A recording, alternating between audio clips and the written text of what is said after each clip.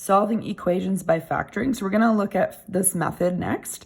So the steps would include factoring each equation and then make sure your equation is equal to 0. So you want to add that in there. Then you're going to set each factor to 0 and solve for the variable. And then if you need to, you can check or verify your solution. We'll check the first couple so you know how, but then we don't necessarily need to check every time unless instructed to do so.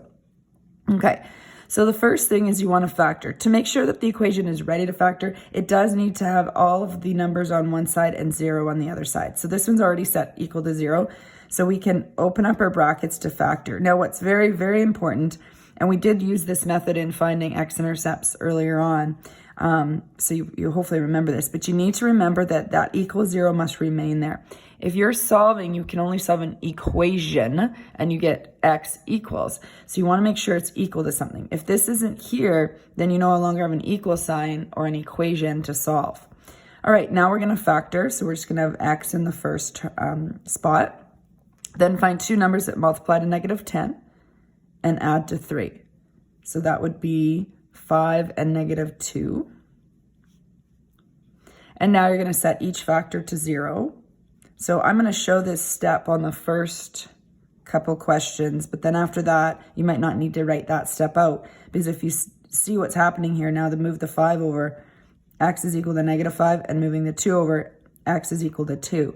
So pretty quickly, you probably will be able to see your answer when you have it in factored form, that you're just moving that 5 over to make it negative, and you're moving the 2 over to make it positive.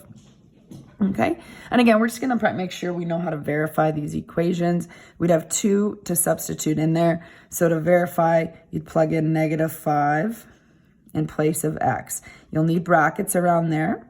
Don't forget brackets here as well, because you're going to make sure that when you're squaring it, you're squaring the negative and it becomes positive.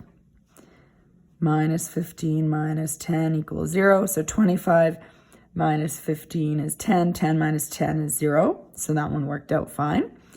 And now I'm going to substitute 2 into the equation. So 2 squared plus 3 times 2 minus 10 equals 0. So we get 4 plus 6 minus 10 equals 0.